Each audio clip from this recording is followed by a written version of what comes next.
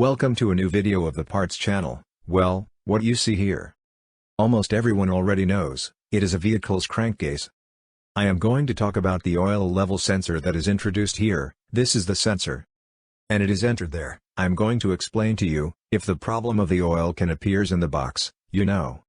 If it appears in yellow, it is usually an oil level problem. If it appears red, oil pressure problems. Be careful because sometimes the oil pressure sensor and it is the level sensor, of course when it marks in yellow, what is usually done first?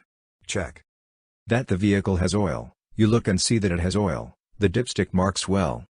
Then you say, well then it will be a failure of the pressure sensor and the pressure sensor tends to change. And the failure continues, of course, the failure continues and in the end, what should be done? Change the level sensor because it is usually the one that fails the most. My advice is that you put an original one. Okay, I say it because they last longer, they last much longer, yes, and it is a bit cumbersome to think that the sensor is in contact with the oil temperature. That's why I say put an original if you are going to change it. If you are going to change it yourself, you already know that you have to remove the connector and that you will not.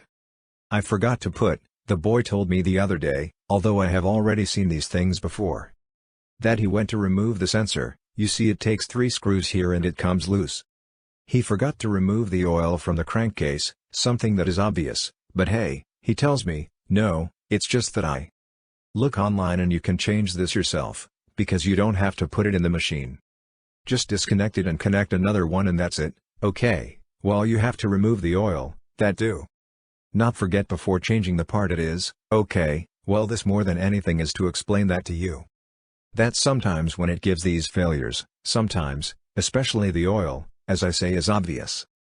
But hey, just in case perhaps, here I leave it, but sometimes it gives a pressure failure. You change the pressure sensor and what fails is precisely the level sensor. The level sensor fails much more than the oil pressure sensor. Okay, well, I hope the video has clarified some things for those who do not know it and for those who hope to change it. Well, here you have the video. Okay, well, as I say, if it has served you, do not forget to subscribe and like the video.